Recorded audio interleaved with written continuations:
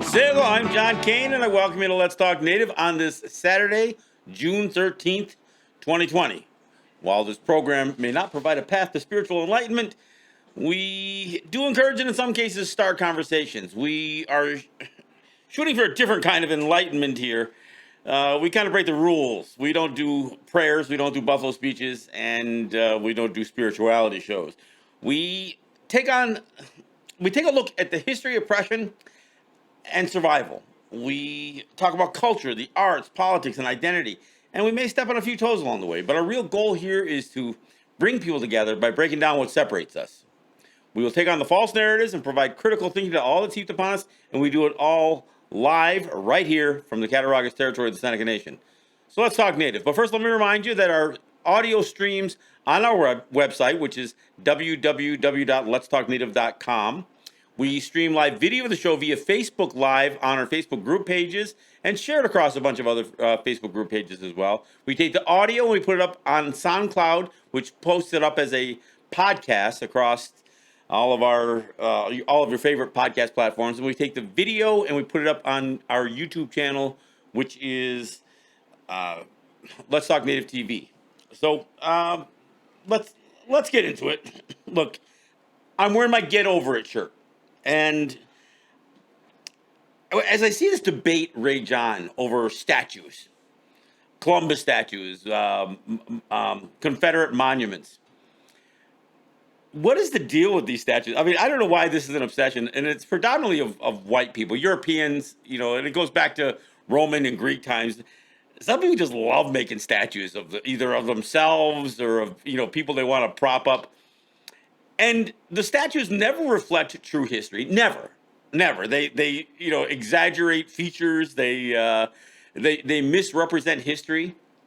And we're told all the time that we're supposed to get over the past. Get over it. Get over the genocide. Well, yeah, it'd be easy to do that if it stopped. Get over the racism. Yeah, that'd be easy if it stopped too, but it doesn't stop.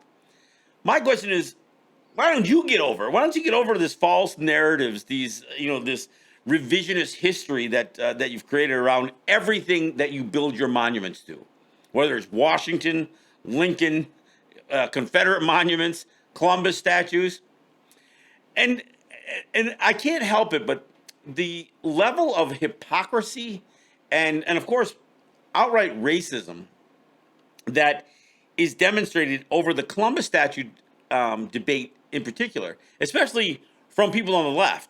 I think about the comments that are coming out of Andrew Cuomo. Andrew Cuomo has weighed in on the Confederate monuments issues. So when the folks in the South, and I'm not sticking up for them, by the way, but when the folks in the South say, well, no, those Confederate monuments and that Confederate flag don't represent slavery to us. It's our rich Southern heritage. So what they're saying is, regardless of the truth, what they're embracing with these rebel flags and the Robert E. Lee High School stadium, military base, and monuments that are plastered all over the South, is that the true history isn't what they're reveling in. It's the symbolism of what these individuals or what the flag represents, because it represents Southern heritage. Well, that's the exact same argument that Andrew Cuomo is making about Columbus statues. Because in case you live under a rock and you haven't heard, Columbus has hit the ground a few places. He's kissed the ground in a few places. Not only has he been beheaded in Boston, which caused him to take the whole statue down. Columbus statue in Richmond was thrown in a pond. In Minnesota, one was toppled, and there's a lot of speculation that more are coming down. And not only are more coming down, but now you've got entire groups of oftentimes armed and very racist individuals who are trying to guard these statues. In some cases, they're police or militarized police, and it's not even just Columbus. Captain Cook, the guy who went through. Sailed to Australia, New Zealand, Hawaii, Polynesia, all of that stuff. Also ultimately killed by the Hawaiians. The they've got statues of him all over the place. And so in places like in Australia and in the South Pacific, those statues of Cook are being guarded.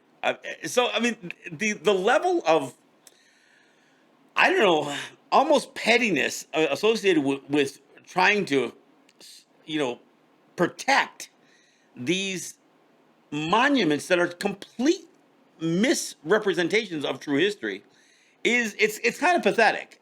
And so when we hear so many people tell black people to get over it, tell native people to get over it, when are you freaking white people going to get over it? And when are you going to get over yourselves with this revisionist history? Now, I want to talk more about the hypocrisy.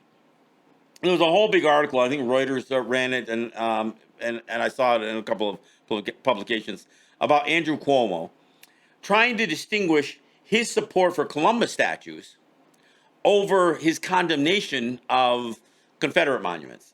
And it's an absolute pathetic argument. And what it demonstrates is the racism that's on the left. We know the right. I mean, the racism is a hallmark of the right and the Republicans and the Trumpers and all that other stuff. But the left wants to pretend that they don't harbor this racism. And guys like Biden show it. People like Hillary Clinton have shown it. And we as Native people, we've been experiencing it both with Andrew Cuomo and his father. And when you hear him make this argument, because the facts associated with Columbus, and I'll advise you right now, go to our YouTube channel, Let's Talk Native TV. I've got a video, a short form video on Columbus. It's Columbus in his own words. It is one of our more widely viewed videos. I encourage you to not only take a look at it, but share it.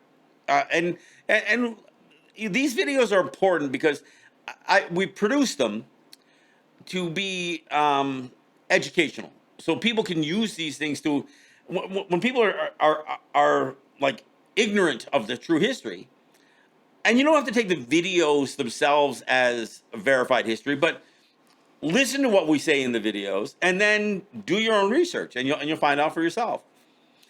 But the whole Columbus narrative is so ridiculous that it almost pains me to go through some of the fallacies associated with them. And of course the first one is that Columbus didn't discover America. I mean, he just didn't.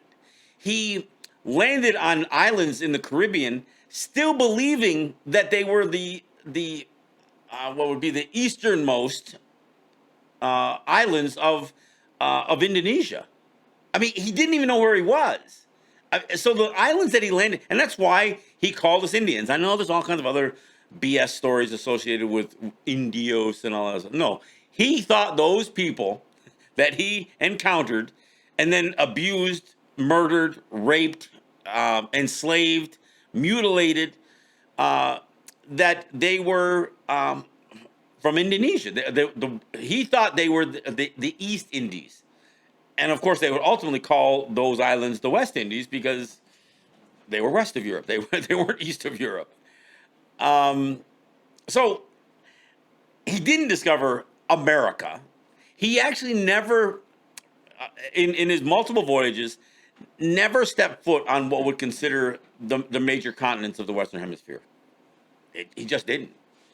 And he certainly never made it to what would be called North America. So when the United States named cities and the capital of the United States, District of Columbia, when they name universities and cities and counties and create streets and circles, squares, and everything else in all of these major cities in his name, it has no true representation of Columbus and his impact on North America. The only impact that he really had was that he began what would be this search for these new lands after he landed in the Caribbean. And of course, his biggest contribution to the world was a new level of genocide that would be committed and started by his own hand on indigenous people in the Western Hemisphere. I mean, they were already doing it in Africa. Europe was, meaning when I say they, and it was already condoned by the Catholic Church 50 years before Columbus even made it to the Caribbean, or what would be called the Caribbean. But he had nothing to do with North America. Nothing to do with North America ever. And so the sense that they try to attribute his his brave historic voyage. Look, the guy was trying to make money. He was trying to find a shorter trade route so he could make a bunch of money by by swindling out of Asia the goods that were popular in Europe. That's the bottom line. And this notion that Cuomo tries to make that that Columbus is a symbol of Italian American heritage is just complete bullshit. I mean, there's no other way. I mean, you can't even manipulate history without outright lying to come up with that notion. I mean, he sailed for Spain. Italy in 1492 wasn't even a country. It was Italia was a region. It was the peninsula where he was from. Genoa wasn't even considered a part. It isn't part of the peninsula, so it's not even considered part of the Italian peninsula. In 1492, there was a collection of independent regions in what is now called Italy. So he wasn't the bastion of Italian culture, and obviously he didn't bring Italian culture even to the Caribbean where he went. He brought the closest thing to Italian culture brought was this idea of Christendom associated with the Vatican, which was in Rome, but it wasn't Italian heritage. It was Catholic oppression, and of course being performed by Spain and the conquistadors. It wasn't something that he wasn't bringing Italian heritage to the Western Hemisphere. He had nothing to do with Italian heritage, and in fact, he didn't have Italian heritage. He had Genoan, maybe some background because that's where he was from. But this was a guy who was basically nomadic throughout Europe. He had no sense of nationality to Italy or any country in particular. Anybody who's willing to fund his next voyage, that's who he was loyal to. So to hear Andrew Cuomo or anybody else, I mean, the folks in New York City around Columbus Circle, this bunch of morons, trying to protect the Columbus statue in Columbus Square in Philadelphia, the Italian American community in Western New York trying to protect the Columbus statues in Buffalo, and of course one of the most racist statues is actually in Syracuse, New York. That one actually has Native people depicted on the statue in a way that either has us paying him like tribute, and I don't mean in the slave sense, the way history really represented it, or the way it's really happened in history, but like we were like, and it looks like us. It looks like it doesn't look like Caribbean natives. It looks like us. It looks like Iroquois, Haudenosaunee, Ongwe, that are groveling at the feet of Columbus. I mean, it is the most condescending, racist monument you could have. I mean, it's a Columbus statue with these bronze plaques that have these images. It's got carved into the marble monument post on four directions a native face. I mean, it's just sickening. I mean, there's no question that when these monuments were created, they made a specific connection between Columbus and the native people who he ultimately killed and oppressed, and again would begin the over 5 century genocide that native people are still experiencing today. And I say we're still experiencing it today because the moronic comments that come from a guy like Andrew Cuomo over the subject just served this ignorance that is promoted, so it's willful ignorance because it's being done on purpose, contributes to the genocide that we're still experiencing.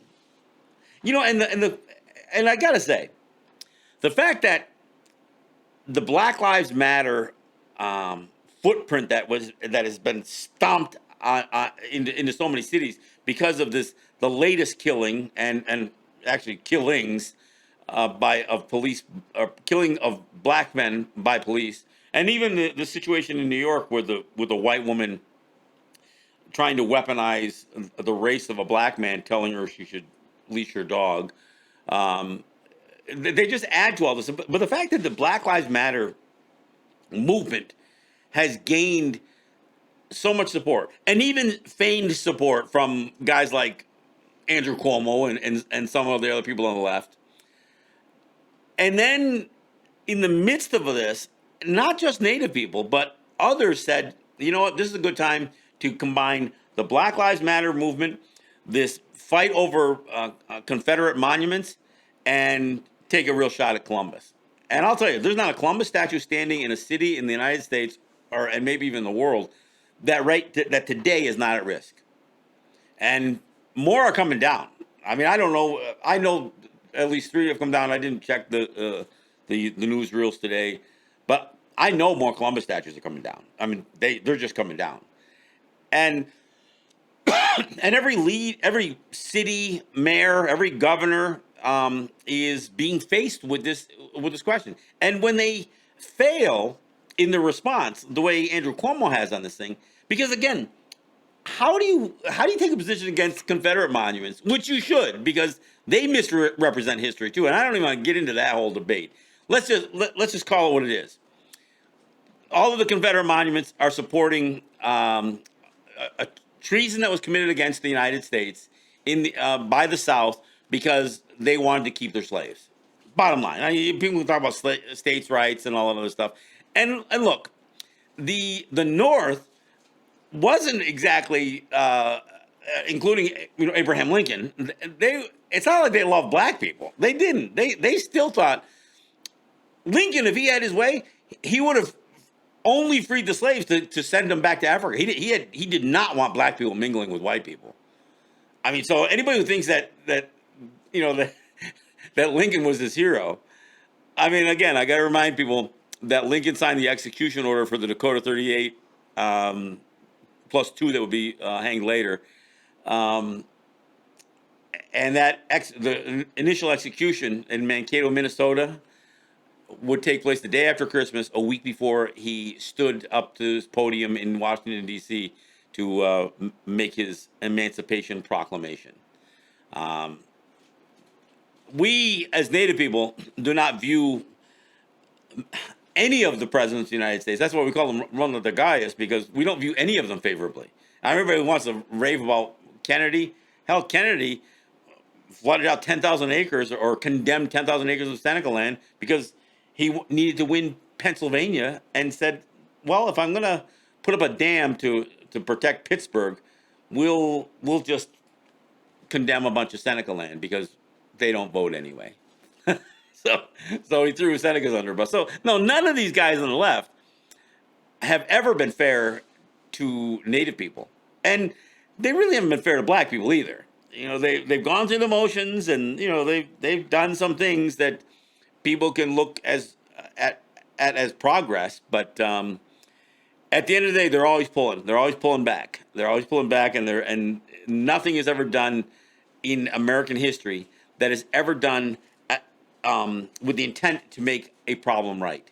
It's only to suppress the problem, and that's what we've seen on both the left and the right. But when I hear Andrew Cuomo in particular, and this is a guy, by the way, who's a little sensitive about the mafia analogies that are used. Anytime that people make a direct connection between any Italian American and the mafia, I gotta tell you, the mafia has more symbolism to Italian American heritage than Columbus does.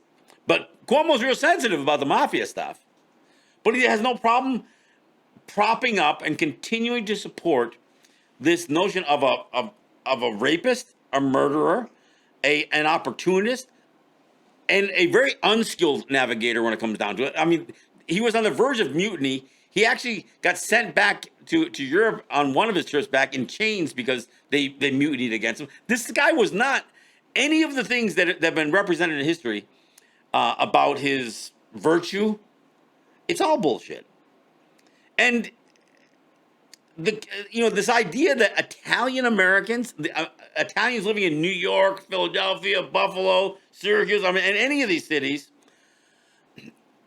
need this guy of all Italians in history. This guy who has no connection to the United States and or any territory ever claimed by the United States.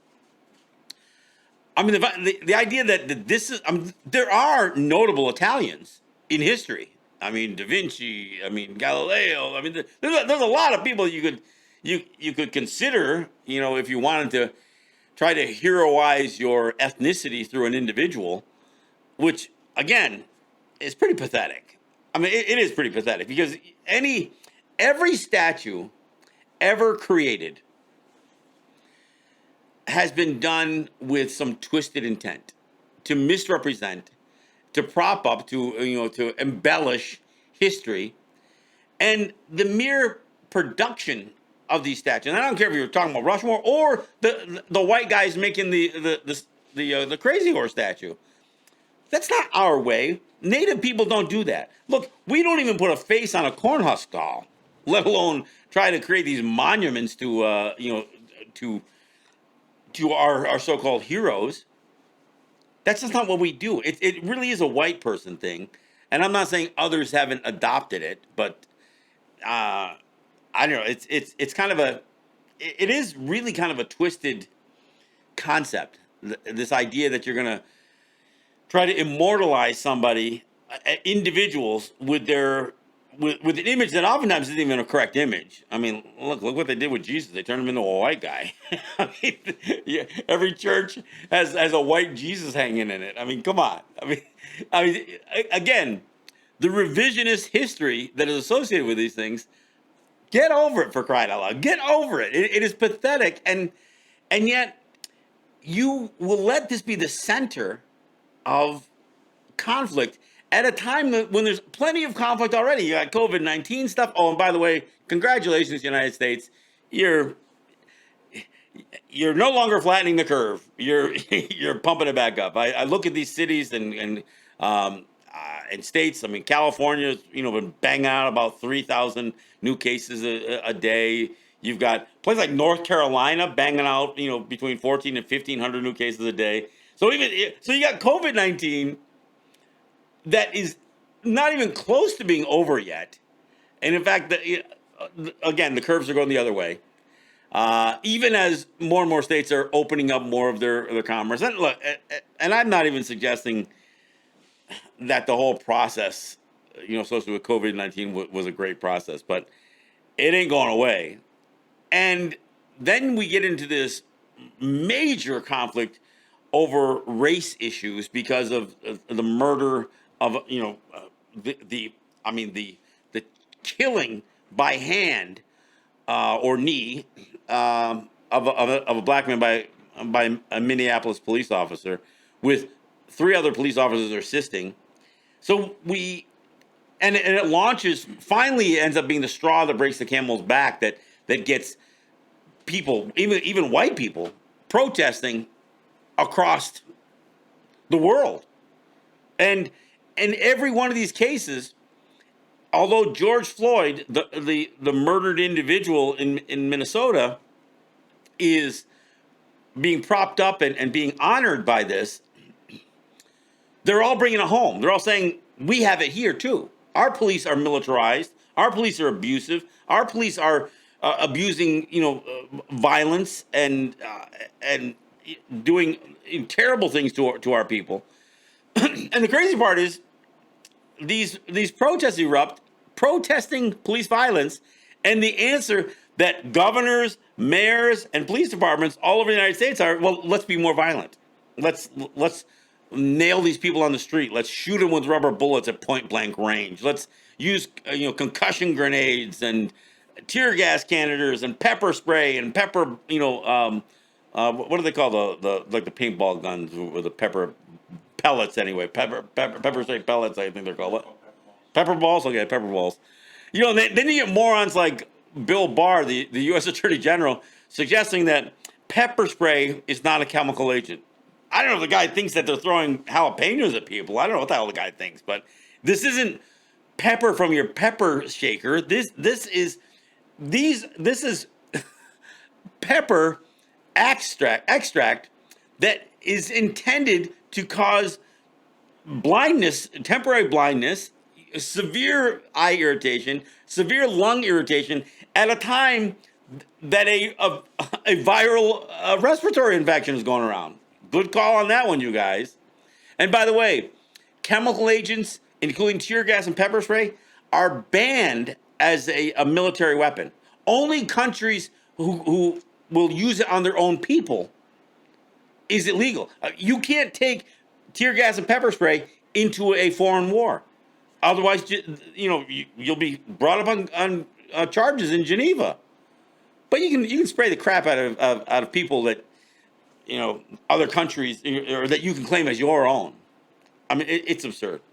Hey, we're at the bottom of the hour, so we'll take a break and we'll come back. We got more. I got to go through some of this stuff because, again, at some point, the debate over monuments, over Christopher Columbus statues, really does come down to racism. And I know some people, I knew he was going to play the race card.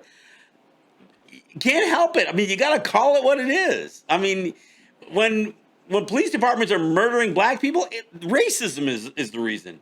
When you've got this debate over Confederate monuments, it's a racism issue. And when you got a debate over Columbus statues, it's those who want to advocate to keep Columbus statues and to keep misrepresenting history are doing it purely out of racism.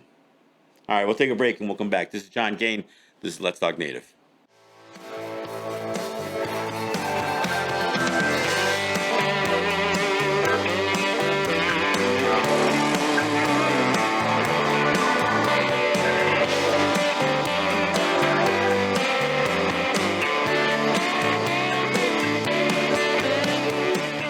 All right, hey, coming back. This is John Kane. This is Let's Talk Native. Let me thank my sponsors. First, I want to thank Ross and Holly John and the RJE family of businesses, Eric White and ERW Enterprises, and the folks at Grand River Enterprises and Native Wholesale Supply. And of course, I also want to thank the few individuals who, on occasion, will drop a check in the mail. Cindy and VJ and others, Tony, to name a few friends here that take the time and their personal resources to throw a check in the mail every once in a while, and it helps. Look, we're always trying to upgrade. Many you may be seeing that our video is changing a little bit. We're using an open broadcast system now. We're going to add cameras as we go, again, as our resources allow. And those who contribute to the show enable us to do that. So, again, appreciate your support. I also appreciate those of you who watch the show, comment on the show. I'm looking at some of the comments during the break here. Those of you who share the show, whether you share it on Facebook or whether you share it on Twitter or YouTube, however you do it, the podcast, greatly appreciate it. I want to thank you. I can't thank you enough, put it that way. So, look, a couple things that have to be said.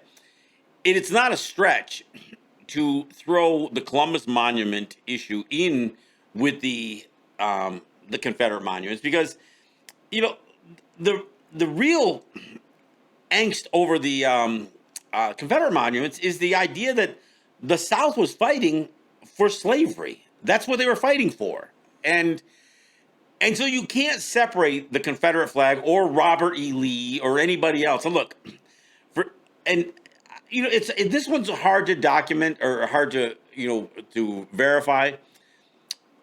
Among the few things that we know as Ongwe is that our people got sucked into the Civil War as well. And one of the most prominent Senecas of the time was Ely Parker, who served with Grant. He was actually studying to be a lawyer, although he couldn't be a lawyer because he was Native and Natives weren't allowed to be. He was Seneca, and Senecas couldn't be lawyers. They were forbidden. Same prohibitions that black people experience over things like education and professions. Yeah, Native people went through the same stuff. But in spite of that, he dedicated a significant portion of his life and effort and jeopardized his life in fighting for the North. But he wrote the terms of surrender for Lee to sign. And the story as it goes is that Lee would not sign the treaty um, with with Parker in the room. And the quote that I was told was that he said, "I will not sign these papers with that nigger in the room."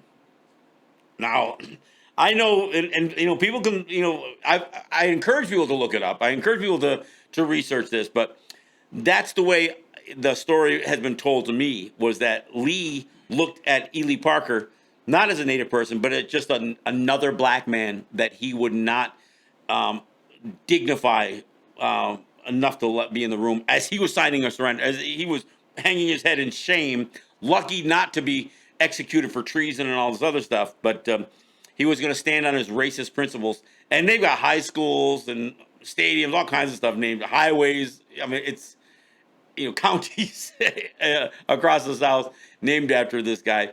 But the reason I say it's not a stretch to lump Columbus in there, it has to be remembered that the first transatlantic slave ships were Columbus's. No, he wasn't bringing necessarily black people from Africa to the Caribbean. He was bringing native people back to Europe to be enslaved.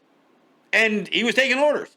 In fact, if you check out my video, Columbus in his own words, I used some of his own entries into his journal and some of other writings from his contemporaries, where he suggested that the 9 and 10-year-olds were popular. The 9 and 10-year-old girls were popular back in back in Europe. I mean, he peddled in the Sex Slave Trade Act. I mean, and child sex slavery. I mean, so the first transatlantic. I mean, Europe was already taking slaves from Africa, but that wasn't transatlantic. Transatlantic is the ships going across the Atlantic with slaves in them, and the first ones were native people, which were black enough as far as Europe was concerned. And it would begin replenishing the slaves that they were, or the native people they were killing. They had to bring in black slaves from Africa to get the labor to produce everything from sugar and cotton and all these other things tobacco, all of it. And it's also got to be noted, and I thank the folks for the comments. The hypocrisy, even in the between the North and the South over slavery. The North had slaves. New Jersey was the last state in the North to sign the amendment, the 14th Amendment, that would, essentially end, the law to end slavery, and then the 14th Amendment that would grant citizenship to former slaves, to black people. New Jersey was against it. Also, the big cities in the North, they were still paying slave wages to, and you know who? Italian immigrants, Irish immigrants. When I was a kid in high school, we had to read the book. I think it was called The Jungle. It was about the atrocities that took place in meatpacking facilities. Yeah, the same kind of ones that are being considered the super spreaders of COVID-19. And they talked about the unsanitary conditions, the abusive, again, the slavery, essentially, the slavery through poverty, I guess, that immigrants to the United States suffered at the hands of these major corporations, even in the big cities, not just in the fields, the plantations of the South, but in the North, working in these, not in their agriculture industry as well, but also in the textile industry. I mean, that was a big. So there was cotton.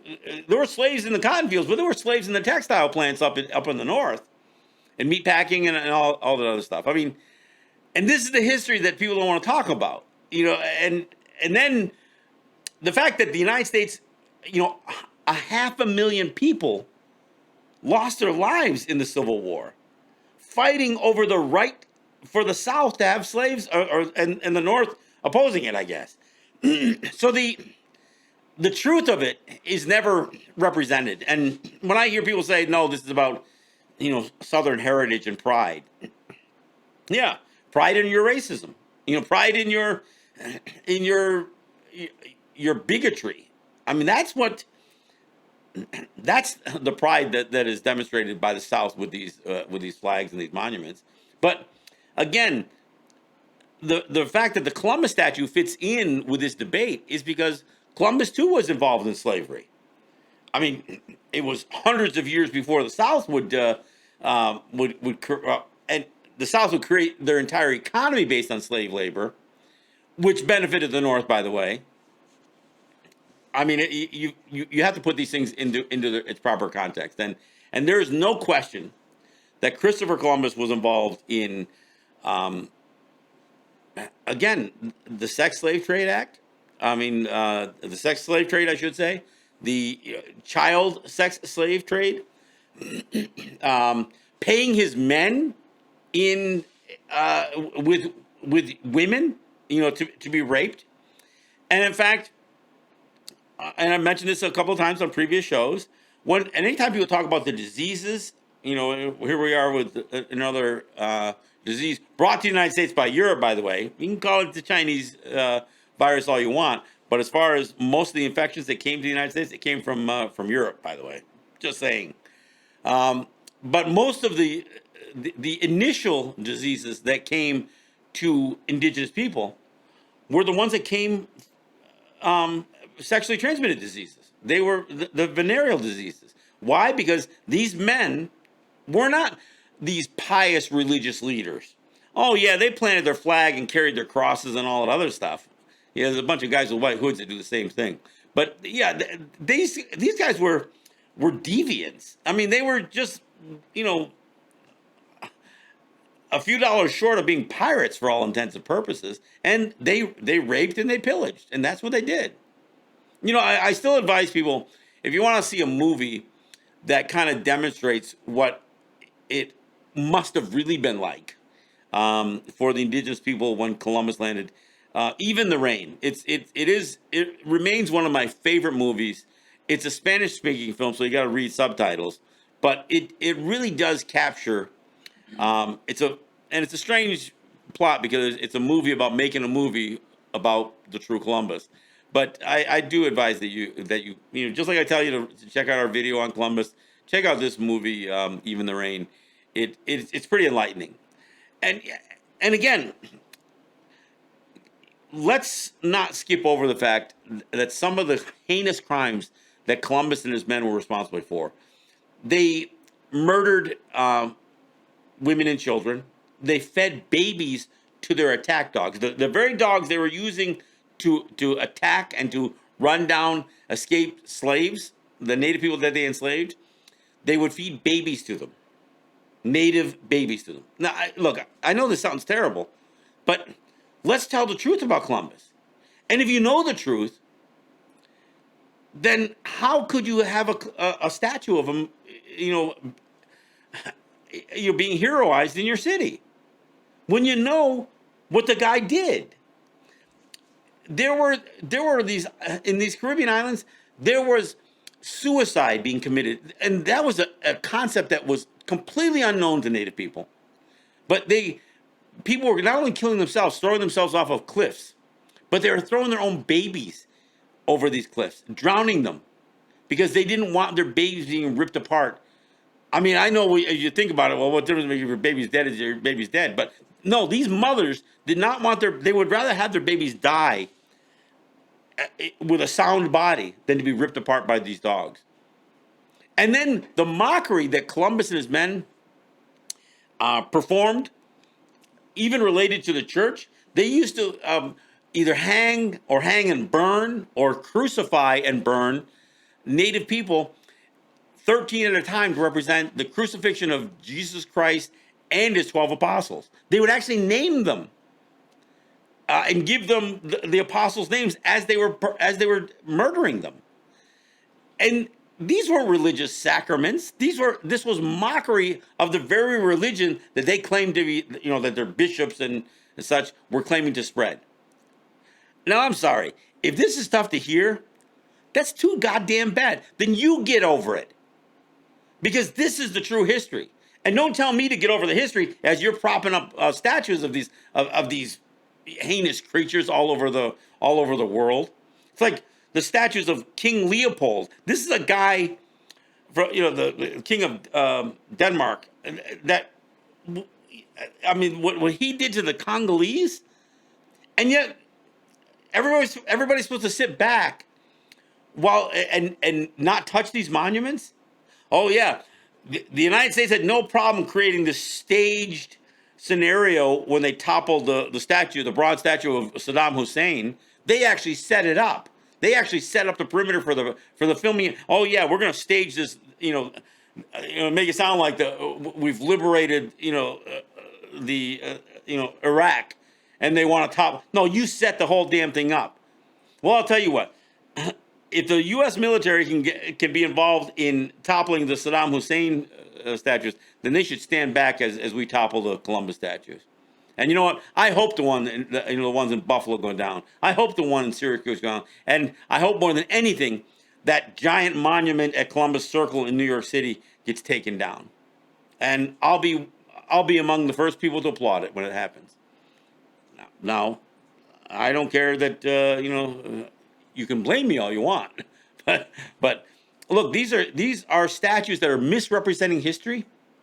They are misrepresenting the genocide, and it's absurd to suggest that these statues can symbolize anything that is virtuous. And to all of you Italian Americans, for one thing, if being Italian was so freaking great, then why the hell aren't you back in Italy?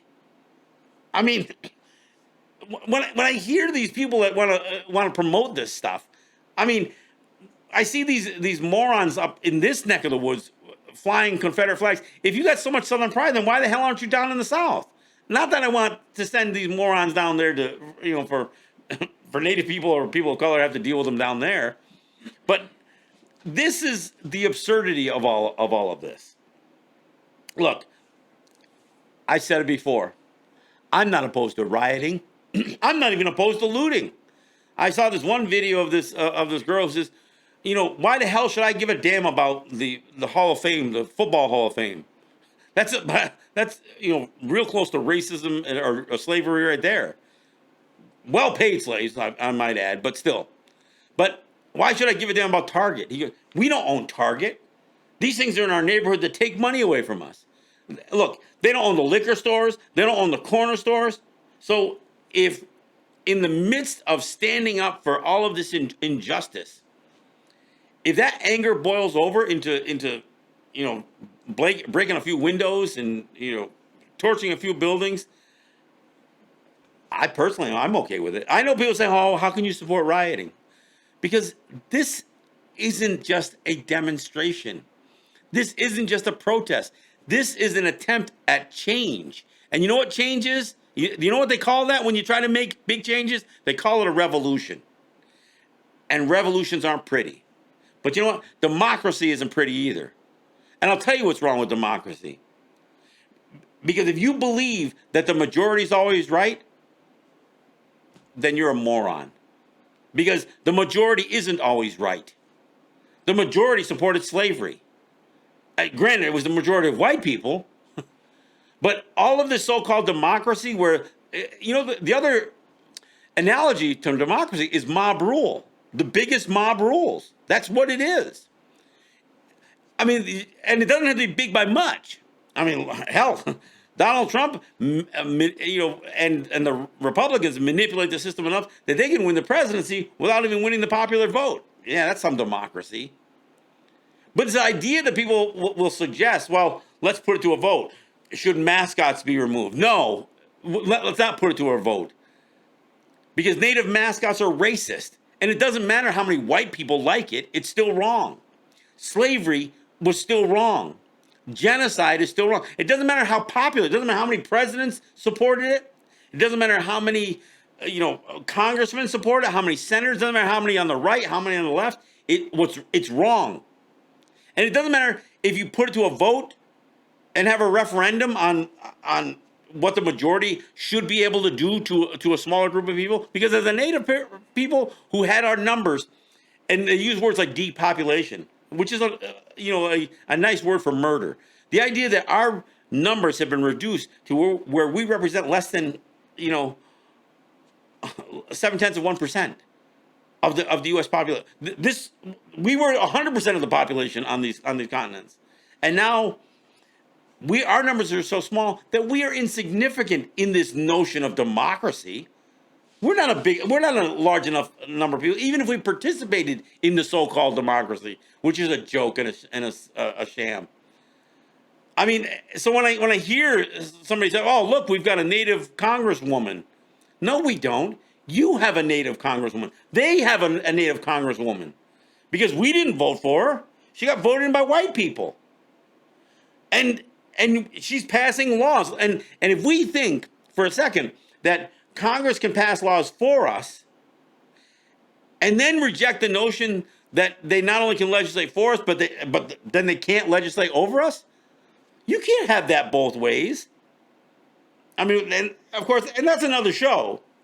But look, black people only represent about 13% of the U.S. population.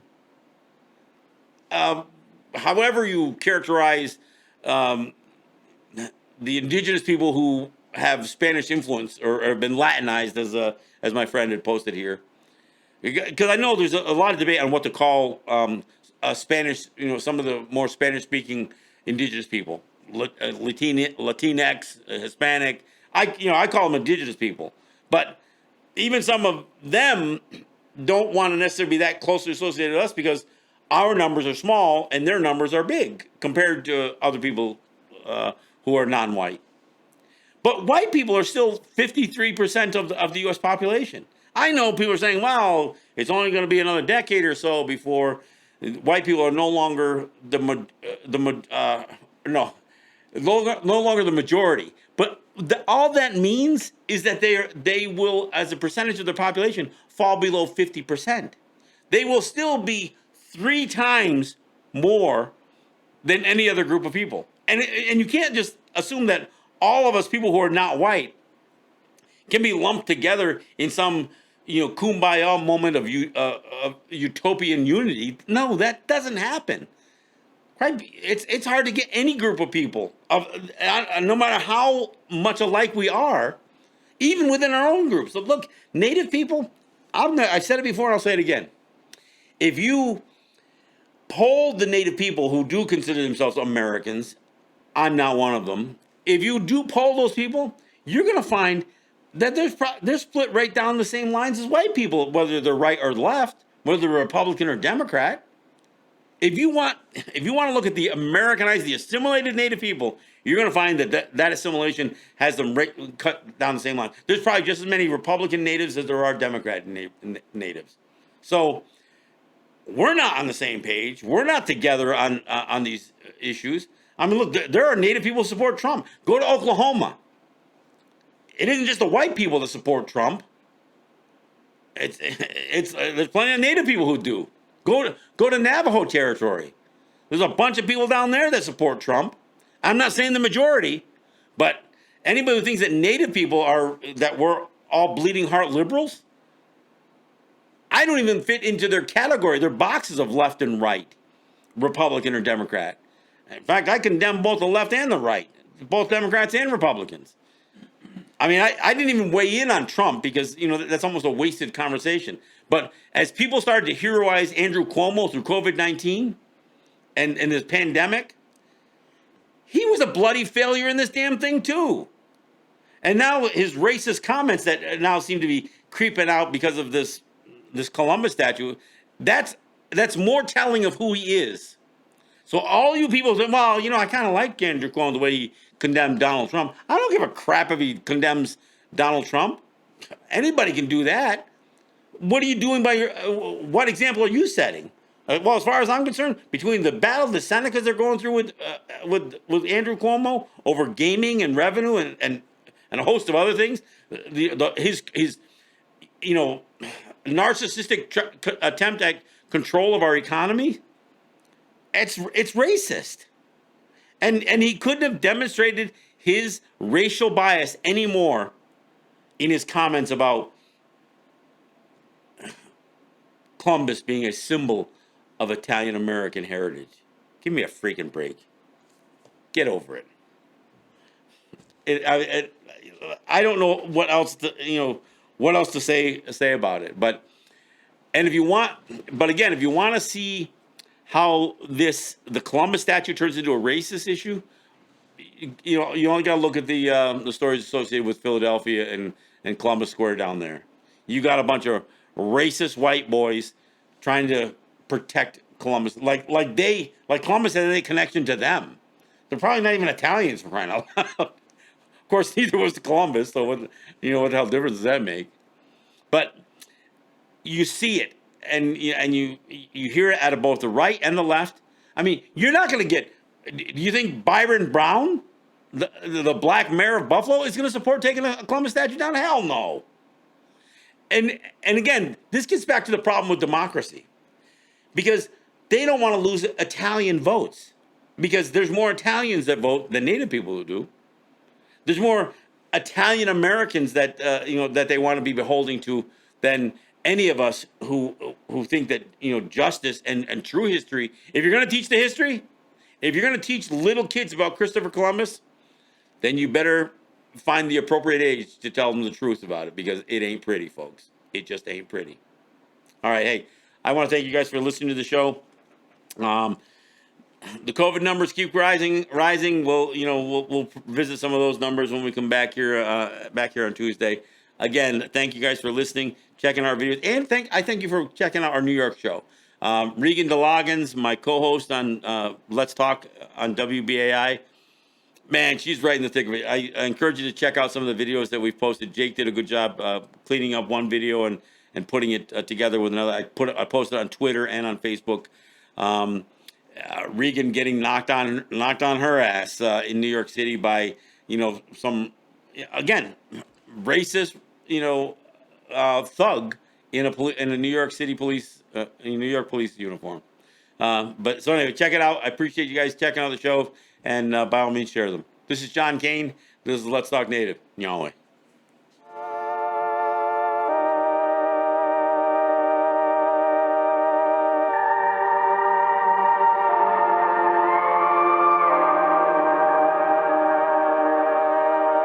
Rivers run dry, dust spreads in the air.